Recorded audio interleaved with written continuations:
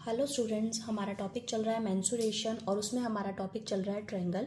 और ट्रायंगल से रिलेटेड हम पहले 3 वीडियोस कर चुके हैं। ठीक है, ईच वीडियो में 10 क्वेश्चंस हैं और आज फिर हम 10 क्वेश्चंस करने लगे हैं ट्रायंगल्स के। तो फर्स्ट क्वेश्चन है हमारा आज, if for an isosceles triangle the length of each equal side is a units and that of the third side is b units, then its area will be. Question क्या है कि एक isosceles triangle दी हुई है हमें और उसकी जो इक्वल साइड्स हैं वो क्या है, ए है, और अनइक्वल साइड्स जो थर्ड साइड है मीन्स वो क्या है, हमारे पास बी है। ठीक है, तो उसका एरिया क्या होगा हमें ये बताना है। तो हमारे पास फॉर्मूला क्या होता है ट्रायंगल के एरिया निकालने के लिए, हीरोन्स फॉर्मूला। तो सबसे पहले हीरोन्स फॉर्मूला में हम क्या करते हैं, एस निकालते हैं, स्मॉल एस सेमी पैरामीटर। तो सेमी पैरामीटर तीनों साइड का सम अपॉन 2, तो ये आ जाएगा 2a + b अपॉन 2। ठीक है, then area of the triangle, तो उसका फॉर्मूला हमारे पास क्या होता है, s minus a first side, s minus second side, s minus third side. ठीक है, तो एस क्या आया, 2a + b upon 2, s minus 2a + b upon 2 minus a, 2a + b upon 2 minus a, 2a + b upon 2 minus b. ठीक है, तो हमने s की यहाँ वैल्यूज पुट कर दी, साइड्स हम पहले ले चुके थे। ठीक है, देन सिंप्लीफाई करेंगे इसे, 2a + b अपॉन 2, यहाँ पर एलसीएम ले लेंगे 2a + b माइनस 2a हो जाएगा। इसमें भी एलसीएम लेंगे 2a + b माइनस 2a, यहाँ भी 2 एलसीएम आ जाएगा, 2a + b माइनस 2b। ठीक है, 2a + b अपॉन 2, ये 2a से 2a कैंसिल, b अपॉन 2, ये 2a से 2a कैंसिल, b अपॉन 2, यहाँ पर आ गया 2a - b अपॉन 2। ठीक है, ये b/2 स्क्वायर रूट के अंदर है, पेयर बना हुआ है, तो ये क्या आ जाएगा, बाहर आ जाएगा, b/2 स्क्वायर रूट से बाहर। तो अंदर क्या बचा, 2a + b upon 2, 2a - b upon 2, ये बचा। ये 2 और 2 ठीक है मल्टीप्लाई में है, तो ये भी क्या आ जाएगा बाहर, 2 × 2 पेयर है हमारे पास। और ये क्या है, 2a + b × 2a - b means a + b × a - b का फॉर्मूला, तो वो क्या होता है, a² - b²। तो ये क्या हो जाएगा, 2a का स्क्वायर माइनस b का स्क्वायर, तो ये आ जाएगा b/4 × 4a² - b² under the root. ठीक है, तो ये हमारे पास क्या आ जाएगा, area of the triangle. Isosceles triangle अगर हमें दी हुई हो तो उसका जो डायरेक्ट फॉर्मूला होगा वो क्या होगा हमारे पास, ये। तो option b is the right answer. ठीक है, क्लियर है। So our question is, if the length of each of two equal sides of an isosceles triangle is 10 cm and the adjacent angle is 45 degree, then the area of the triangle is क्या होगा। क्या कह रहे हैं question में, एक isosceles triangle दी हुई है हमें। ठीक है, उसके जो दोनों इक्वल साइड्स हैं वो क्या दी हुई हैं, 10 सेंटीमीटर की दी हुई हैं, और इन दोनों का जो एडजेसेंट एंगल है, ठीक है एडजेसेंट, इन दोनों के बीच वाला जो एंगल है ये, वो क्या दिया हुआ है, 45 डिग्री का दिया हुआ, और एरिया ऑफ द ट्रायंगल हमें बताना है क्या होगा। ठीक है, then area of the triangle इस केस में क्या होगा, half into both equal sides का मल्टीप्लाई, ठीक है, इंटू साइन 45 डिग्री। ठीक है, डायरेक्ट मेथड तो इसका यही है, शॉर्टकट मेथड की। अगर आपको ये फॉर्मूला पता है तो आपको इस मेथड से करना है। अगर आपको इसका दूसरा मेथड जानना है कि अगर आपको ये फॉर्मूला नहीं याद रहता इन केस, ठीक है, तो आप मुझे कमेंट कीजिए अनदर मेथड, तो मैं आपके साथ वो भी शेयर करूँगी। ठीक है, देन 1/2 10 × 10 साइन 45 डिग्री की वैल्यू क्या होती है, 1/√2। देन इसे सिंप्लीफाई कर देंगे 5। ठीक है, ये 5 × 10, 10 को हम क्या लिख सकते हैं, 5 × 2, 2 को क्या लिख सकते हैं, √2 × √2, और अपॉन ये √2, ये कैंसिल, तो ये क्या आ जाएगा, 25√2 square centimetre, means option b is the right answer. ठीक है, so our next question is, the parameter of an isosceles triangle is 554 centimeter and each of the equal sides is 5/6 times of the base. What is the area of the triangle, हमें बताना है area of the triangle. ठीक है, question में given क्या दिया हुआ है, एक आइसोस्केलस ट्रायंगल दी हुई है हमारे पास, उसका जो पैरामीटर है वो दिया हुआ है 554 centimetre and each of the equal sides क्या है 5/6 टाइम्स है ऑफ द बेस की। तो let the base of the triangle be x let कर लेते हैं हम। ठीक है, तो बेस क्या है एक्स, तो इक्वल साइड्स क्या हो जाएंगी, इक्वल साइड 5/6 एक्स हो जाएंगी। वो क्या है, बेस के 5/6 टाइम्स हैं। ठीक है, तो ये दोनों क्या है, इक्वल साइड्स हैं ट्रायंगल की। ठीक है, ये दोनों क्या है, इक्वल साइड्स हैं। तो ये क्या है 5/6 एक्स और ये भी क्या है 5/6 एक्स। अब हमें दिया हुआ है पैरामीटर। ठीक है, और तीनों साइड्स हैं हमारे पास, तो हम यहाँ पे पैरामीटर क्या होता है हमारे पास, sum of the all sides 5/6 x plus 5/6 x plus x equal to 554। ठीक है, तो यहाँ से x की वैल्यू आ जाएगी हमारे पास, एलसीएम ले लेते हैं 6, यह आ जाएगा 5x प्लस 5x, यह आ जाएगा 6x इक्वल टू 554, यह आ जाएगा 16x अपॉन 6 554, यहाँ से x आ जाएगा 554 इंटू 6 अपॉन 16। ठीक है, तो सबसे पहले हम इसे 2 पे कट कर लेते हैं। ठीक है, 272। ठीक है, देन डायरेक्ट 8 पे कट कर लेते हैं, ये हो जाएगा 34। ठीक है, तो x की वैल्यू हमारे पास आ जाएगी 204। ठीक है, x की वैल्यू क्या आ गई 204, तो एक x मतलब बेस तो आ गया हमारे पास 204। ठीक है, x आ गया 204, तो इक्वल साइड्स हैं जो वो क्या आई है हमारे पास 5/6 इंटू 204। ठीक है, तो इसे सॉल्व करें तो ये आ जाएगा 34, इसे मल्टीप्लाई करके आ गया ये 170। ठीक है, क्लियर है। तो एक साइड आ गई 204 और 2 साइड्स आ गई हमारे पास 170 की। अब उसने पूछा क्या, एरिया। ठीक है, तो एरिया निकालने के लिए हम क्या यूज करेंगे, हीरोन्स फॉर्मूला, या फिर हम आइसोस्केलस का फॉर्मूला भी यूज कर सकते हैं। ठीक है, तो आपकी मर्जी, आप जोन सा मर्जी यूज कर लीजिए। ठीक है, मैं यहाँ हीरोन्स फॉर्मूला ही यूज करके दिखा रही हूँ। ठीक है, तो सबसे पहले हीरोन्स फॉर्मूला में क्या करेंगे, हम सेमी पैरामीटर फाइंड आउट करेंगे। ठीक है, तो ये यहाँ पर semi parameter sum of the all sides divided by 2, या हम लिख सकते थे 554 अपॉन 2, तो इनका सम क्या आ जाएगा 554 अपॉन 2। तो वैल्यू क्या आ गई यहाँ पे हमारे पास 272 आ गई। ठीक है, क्लियर है, इसे कट करके देन अब area of the triangle semi parameter क्या है 272 माइनस फर्स्ट साइड क्या है 204, 272 minus second side 170, 272 minus third side 170। ठीक है, क्लियर है। देन इसे हम सिंप्लीफाई कर देंगे 272 इंटू, अब इसमें से ये माइनस करें तो हमारे पास वैल्यू बचती है 68 इंटू, इसमें से ये माइनस करें ये आएगा 102 और ये भी 102। ठीक है, क्लियर है यहाँ तक। देन 272 के हम यहाँ पर फैक्टर्स बना लेते हैं ताकि हम इसे बाहर लिख सके। ठीक है, 102 तो 2 पेयर्स हैं, एक 102 बाहर आ गया। ठीक है, 272 और 68 के फैक्टर्स देख लेते हैं। 272 स्मॉलेस्ट से स्मॉलेस्ट नंबर पे। ठीक है, एलसीएम लेना है ना इसका हमने, तो यहाँ पर ये आ जाएगा 136, 68, 34, 17।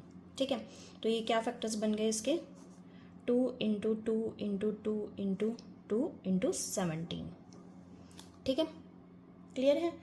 और 68 को हम क्या लिख सकते हैं 17 इंटू 4 लिख सकते हैं। ठीक है, अब देखिए 102, ये 17 और ये 17 एक पेयर बाहर आ गया। ठीक है, ये 2 और ये 2 एक पेयर बाहर आ गया, ये 2 और ये 2 एक पेयर बाहर आ गया, और 4 को हम क्या लिख सकते हैं 2 इंटू 2, तो ये भी क्या आ गया एक 2 बाहर आ गया। ठीक है, क्लियर है यहाँ तक। देन हमें इसे क्या करना है मल्टीप्लाई 102 इंटू 17 इंटू 8। ठीक है, 102, 17 8 सा क्या होता है हमारे पास 136 होता है। ठीक है, अब इन दोनों को मल्टीप्लाई कर लीजिए, 136 इंटू 102। ठीक है, तो ये आ जाएगा 000,631। तो ये आ जाएगा रिजल्ट हमारे पास 13872। So next question is ABC is an isosceles right angle triangle with angle B equal to 90 degree on the sides AC and AB. Two equilateral triangle ACD and ABE have been constructed. The ratio of area of triangle ABE and ACD बताना है हमें क्या होगा। तो सबसे पहले क्या है, एक ABC हमारे पास राइट एंगल ट्रायंगल है। ठीक है, एंगल B जो है 90 डिग्री का है, तो ए हम ये ले लेते हैं और सी ये ले लेते हैं। अब उसने बोला है on the sides A C and A B, A C पे और ए बी पे क्या है, टू इक्विलेटरल ट्रायंगल्स हैं ए सी डी। तो ए सी पे क्या है, एक इक्विलेटरल ट्रायंगल जिसकी तीनों साइड इक्वल हो। तो डी पॉइंट कुछ इस तरीके से होगा कि जो ये साइड्स हैं ए डी और सी डी वो क्या हो, ए सी के इक्वल हो। तो ठीक है, तो हमने इस तरीके से कंस्ट्रक्ट कर ली। देन क्या है ए बी ई, तो ए बी ई पॉइंट यहाँ पर कहीं जो क्या हो, ए बी के इक्वल हो तीनों साइड्स। ठीक है, तो हमें रेशो बतानी है a b e and a c d की। रेशो बतानी है हमें ए सी डी और ए बी ई की। ठीक है, तो फर्स्ट देखिए कि क्या है, ए बी सी क्या है, एक आइसोस्केलस राइट एंगल ट्रायंगल है। आइसोस्केलस है मीन्स इसकी दो साइड क्या है, इक्वल है। तो हाइपोटेन्यूज क्या होती है, सबसे लॉन्गेस्ट साइड होती है। तो ये वाली ए बी और बी सी को हम क्या लेट कर लेते हैं, ए लेट कर लेते हैं। ठीक है, ए बी क्या है ए और बी सी भी क्या है ए है। ठीक है, अब ए बी ई ये क्या है, इक्विलेटरल ट्रायंगल है। अगर ये एक साइड ए है तो ये भी क्या होगी, ए होंगी। ठीक है, अब ए बी सी ये क्या है, राइट एंगल ट्रायंगल है। ये ए है, ये है, ए है। तो बाय पाइथागोरस थ्योरम से ए सी हमारे पास क्या आ जाएगी, √2a। इसकी वैल्यू क्या आ जाएगी ए सी की, बाय पाइथागोरस थ्योरम से ए सी क्या आ जाएगा, √2a। ठीक है, अब ए सी डी क्या है, इक्विलेटरल ट्रायंगल है। तो अगर ए सी √2a है तो इसकी वैल्यू भी क्या होगी, √2a। ये भी क्या हो जाएगी, √2a। ठीक है, तो अब बताना है area of a b e, a b e ये क्या इक्विलेटरल, और area of a c d इनकी रेशो। तो area of triangle A b e upon area of triangle a c d, √3/4 a b e ये वाली, इसकी side क्या है ए स्क्वायर, और ए सी डी √3/4 इसकी साइड क्या है, √2a स्क्वायर। √3/4 से ये कैंसिल, तो ये आ गया ए स्क्वायर अपॉन √2 का स्क्वायर 2 अपॉन ए स्क्वायर, ए स्क्वायर से ए स्क्वायर, तो ये आ गया 1/2। तो रेशो आई 1:2। ठीक है, क्लियर है। तो option C is the right answer. ठीक, so next question is if the altitude of a triangle is increased by 10% while its area remain same, its corresponding base will have to be decreased by, क्या होगा। ठीक है, क्या कह रहा है कि क्वेश्चन ट्रायंगल का एल्टीट्यूड जो है वो इंक्रीज कर रहा है 10% से। ठीक है, जो एरिया है वो क्या सेम रहेगा, तो उसका कॉरस्पॉन्डिंग जो बेस है वो कितना डिक्रीज होगा ये हमें बताना है, उसकी परसेंटेज बतानी है। ठीक है, तो इस क्वेश्चन को हम 2 टाइप से करेंगे। ठीक है, एक इफेक्टिव चेंज फॉर्मूला से करेंगे डायरेक्ट, और एक डिटेल से करेंगे। ठीक है, तो पहले देखिए इफेक्टिव चेंज का फॉर्मूला। ठीक है, इफेक्टिव चेंज का फॉर्मूला क्या होगा, यहाँ पर a + b + a × b upon 100। ठीक है, यहाँ पर इफेक्टिव चेंज क्या हो रहा है, एरिया क्या हो रहा है, सेम रह रहा है। इफेक्टिव चेंज क्या है यहाँ पे, मेनली क्या है, एरिया तो क्या है सेम है, चेंज ही नहीं हुआ, तो वो क्या है 0। ए क्या है यहाँ पे, ये एल्टीट्यूड, इसमें क्या हो रहा है 10% इंक्रीमेंट हो रहा है, तो ये आ गया 10। और बी क्या है, वो कॉरस्पॉन्डिंग बेस, वो हमें फाइंड आउट करना है। प्लस ए क्या था 10 इंटू बी अपॉन 100। ठीक है, ये 10 हम यहाँ पे ले जाते हैं और इधर ये 100 एलसीएम ले लेते हैं, तो ये आ जाएगा 100b + 10b। ठीक है, -10 ये आ गया 110b अपॉन 100। तो वैल्यू निकाल लेंगे b की यहाँ से, -10 इंटू 100 अपॉन 110, तो आ गया -100 अपॉन 11 मीन्स -911%। ठीक है, तो ये आ गया बी कितना डिक्रीज हुआ, डिक्रीज हो रहा था, तो इसलिए माइनस में आंसर आया। ठीक है, तो option C is the right. ठीक है, अब देख लेते हैं इसका अनदर मेथड। अगर मान लीजिए आपको ये इफेक्टिव चेंज का फॉर्मूला नहीं पता, नहीं याद है, ठीक है, तो उसको दूसरे मेथड से हम कैसे कर सकते हैं। तो दूसरा मेथड क्या है, सिंपल। ठीक है, तो अब यहाँ पर कह रहा है कि एरिया रिमेन सेम। तो पहले एरिया क्या था, पहले हाइट क्या थी, पहले बेस क्या था, पहले हाइट एल्टीट्यूड क्या था, पहले एल्टीट्यूड था h। ठीक है, अब चेंज हो गया तो क्या बना, हाइट h प्लस इंक्रीमेंट कितना हुआ, 10% का। ठीक है, पहले वाले में 10% का इंक्रीमेंट हो गया, तो ये वैल्यू क्या आई, h प्लस 0.1 h, तो मीन्स 1.1 h आ गई। ठीक है, एरिया पहले क्या था, 1/2 बेस इंटू हाइट। बेस क्या है, पहले b ही है। ठीक है, इंटू हाइट। ठीक है, अब एरिया क्या हो गया, एरिया सॉरी सेम ही है। ठीक है, एरिया तो सेम ही है ना, तो डैश लगाने की जरूरत नहीं है, बस हाइट और बेस चेंज हो रहा है। ठीक है, ये हो गया चेंज। अब बेस जो चेंज हुआ है वो तो हमें बताना है ना, कितना चेंज हो गया, कितना डिक्रीज हो गया। ठीक है, तो दोनों एरिया जो सेम है, तो यहाँ से इनकी वैल्यू क्या लिख सकते हैं हम, सेम लिख सकते हैं, इक्वल रख सकते हैं इनको हम। ठीक है, तो यहाँ से ये कैंसिल, बी है, एच है, ये हमें बताना है, और ये एच डैश कितना आया था, 1.1 एच आया था। ठीक है, तो ये एच से तो एच कैंसिल, तो ये बी डैश की वैल्यू, अब न्यू बेस कितना हो गया, पहले तो बी था, तो अब कितना हो गया, बी अपॉन, ठीक है, 1.1 हो गया। ठीक है, न्यू बेस इतना हो गया, बट हमें क्या बताना, उसका परसेंटेज बताना है, कितना डिक्रीज हुआ है पहले से। पहले इतना था, अब इतना हो गया। ठीक है, पहले इतना था, अब इतना हो गया, तो हमें डिक्रीज परसेंट बताना है। तो क्या हो जाएगा, b minus b dash upon b into 100। ठीक है, b तो b है, और b डैश क्या है, माइनस b 1.1 और अपॉन b इंटू 100। ठीक है, इसको सॉल्व करना है, तो ये आ जाएगा 1.1 b minus b upon 1.1 into b into 100। ठीक है, यहाँ से ये वैल्यू आ जाएगी हमारे पास 0.1 बी इंटू 100। ठीक है, ये बी से बी कैंसल, तो ये आ जाएगा, ये 1.1 भी है ना यहाँ पे, 1.1, ये डेसिमल से डेसिमल कैंसल, तो ये 100 अपॉन 11। ठीक है, तो यहाँ पर ये वैल्यू आ जाएगी सेम 100 अपॉन 11, 1/11%। ठीक है, क्या आ गई ये वैल्यू, 100 अपॉन 11%। ठीक है, यहाँ पर ये था ना 1.1 बी माइनस बी। ठीक है, 1.1 बी। ठीक है, तो ये कैंसल आउट होकर ये रिजल्ट आ गया हमारे पास। क्लियर है। So our next question is, if the sides of an equilateral triangle are increased by 20%, 30% and 50% respectively to form a new triangle, the increase in the parameter of the equilateral triangle is। Question क्या है हमारे पास कि एक हमारे पास equilateral triangle है। ठीक है, तो अब उसके जो साइड्स हैं वो क्या हो जाती है, 20% इंक्रीज हो जाती है, 30% इंक्रीज हो जाती है एंड 50% इंक्रीज हो जाती है। ठीक है, देन एक न्यू ट्रायंगल बनती है, तो उसके जो पैरामीटर में इंक्रीज होगा वो कितना होगा। ठीक है, तो इस क्वेश्चन को आप जो इसकी साइड्स हैं वो एक्स लेट करके भी कर सकते हो, बट मैं यहाँ 100 लेट कर रही हूँ। ठीक है, उससे क्या होगा, क्वेश्चन डायरेक्टली ईजी हो जाएगा। ठीक है, तो हम साइड्स को लेट कर लेते हैं, ये 100 100 100। ठीक है, क्योंकि वो इक्विलेटरल ट्रायंगल है तो तीनों साइड्स क्या होंगी, इक्वल होंगी। ठीक है,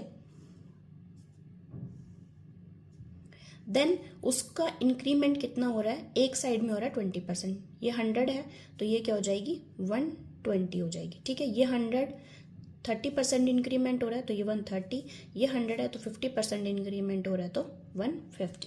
ठीक है, तो इसका पैरामीटर क्या होगा, 100 प्लस 100 प्लस 100 300।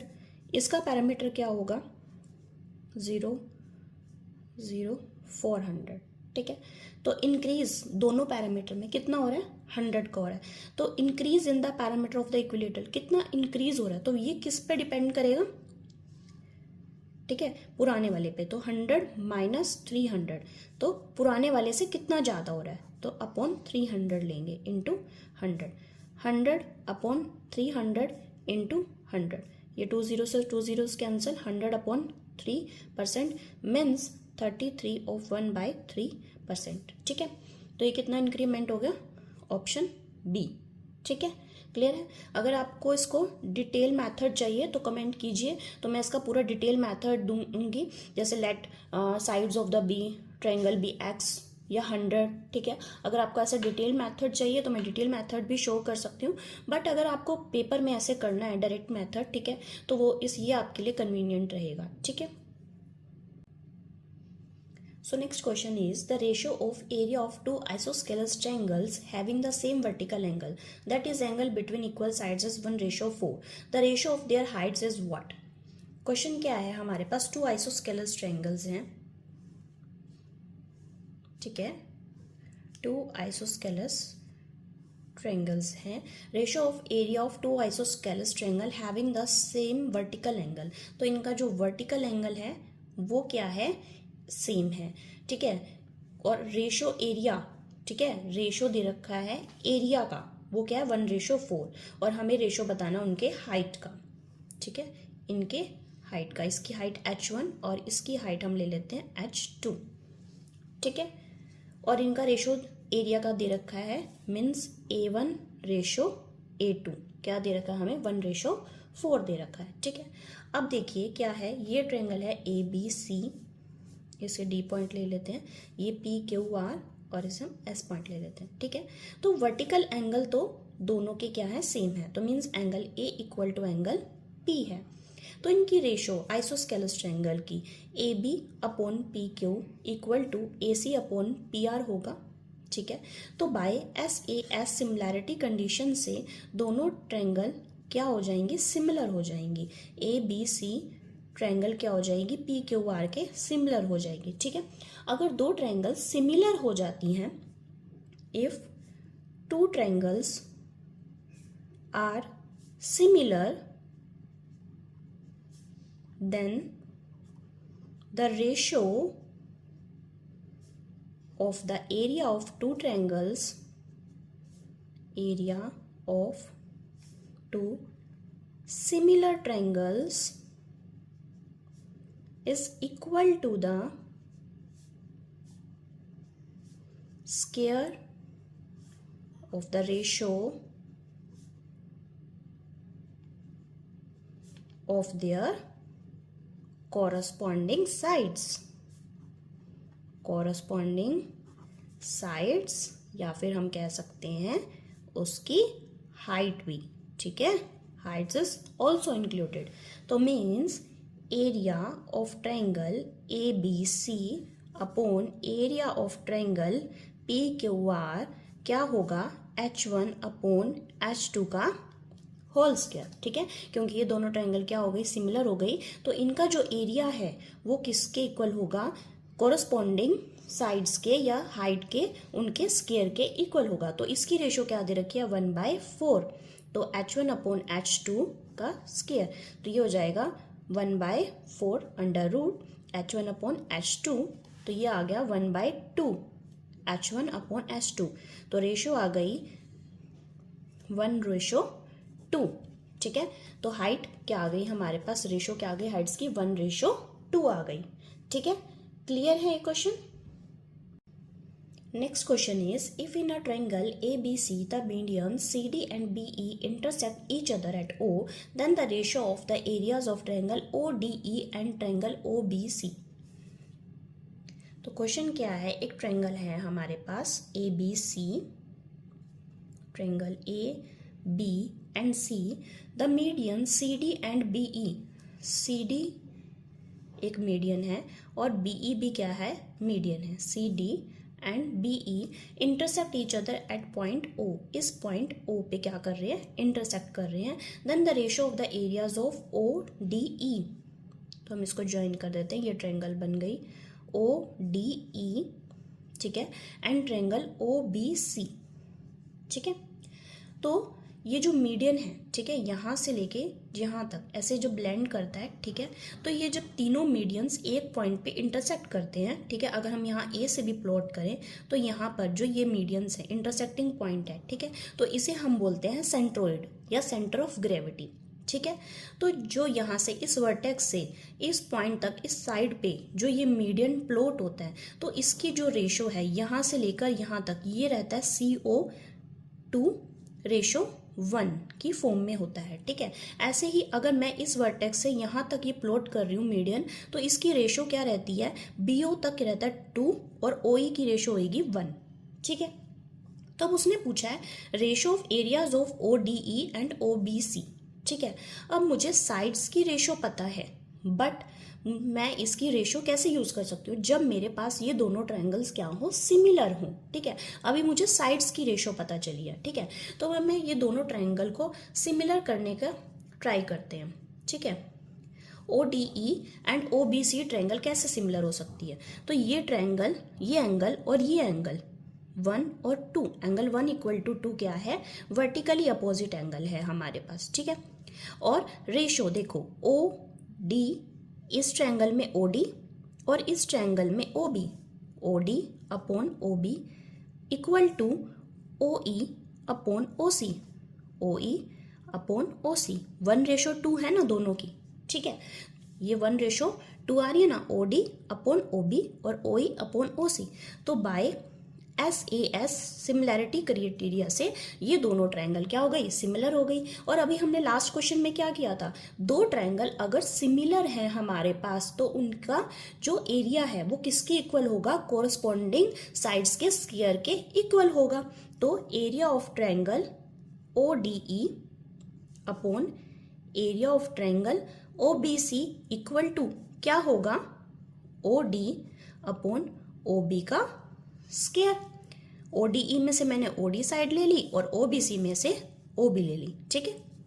तो यहाँ पर क्या है, 1/2 का स्क्वायर, तो 1:4। तो इन दोनों का एरिया क्या आ गया ऐसे, ठीक है, रेशो क्या है एरिया की, 1:4। तो option A is the right answer. Clear है।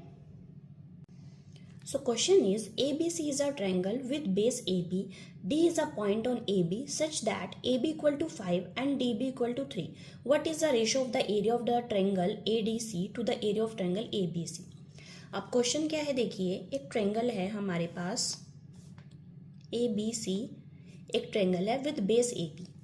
बेस क्या है, AB है, तो C पॉइंट यहाँ है।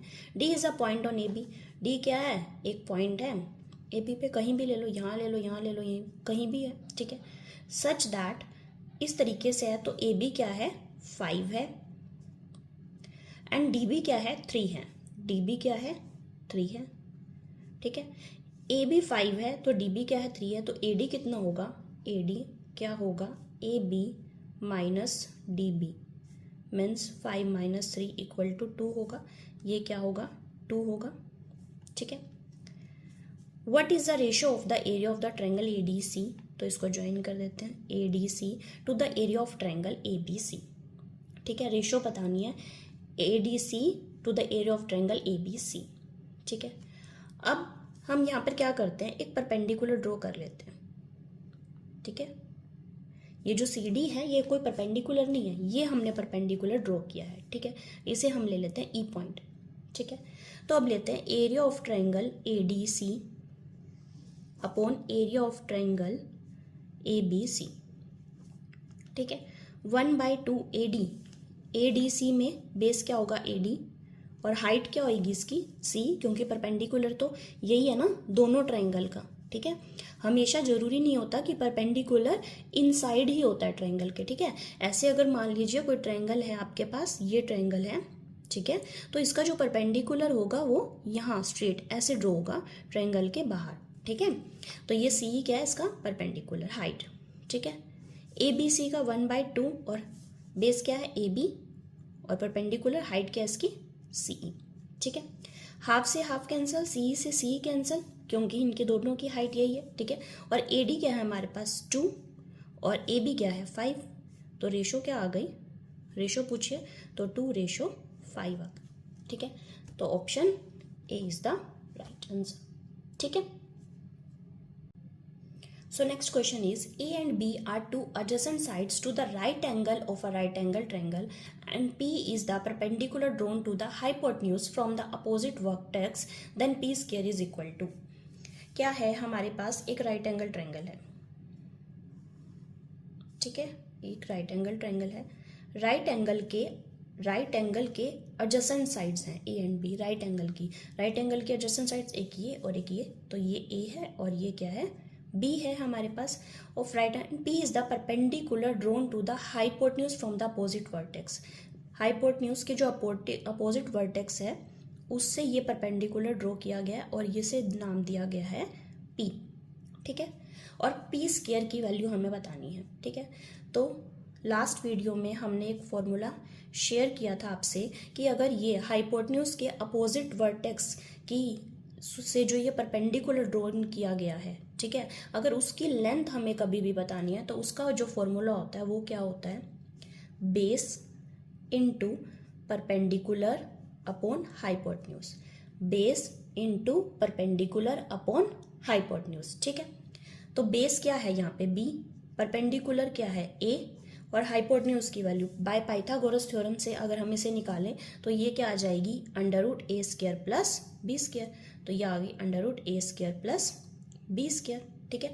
और ये बी डी मीन्स ये पी है, तो ये पी क्या आ गया, a B upon under root A square plus B square, ठीक है। बट हमें बताना क्या है, पी स्क्वायर, तो इसका दोनों का साइड क्या कर देंगे, स्क्वेयरिंग बोथ साइड। तो वैल्यू क्या आ जाएगी, P square equal to A square B square upon under root है तो कैंसिल हो जाएगा, A square plus B square. तो option C is the right answer, ठीक है।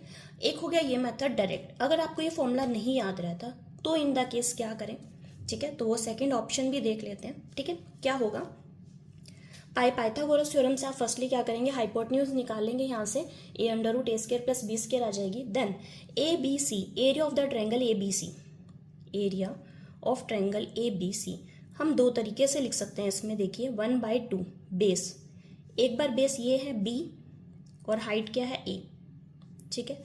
अब एक बार बेस क्या है ये ए सी और हाइट क्या है ये पी, तो ए सी क्या है, बेस क्या है ए स्क्वायर प्लस बी स्क्वायर और हाइट क्या है पी, और यहाँ से क्या कीजिए पी की वैल्यू निकाल लीजिए, ये 1/2 से 1/2 cancel, A B upon under root A square plus B square, P की वैल्यू आ गई और हमें निकालना क्या है पी स्क्वायर, तो ये इसका भी यहाँ स्क्वायर कर दीजिए तो ये वैल्यू आ गई,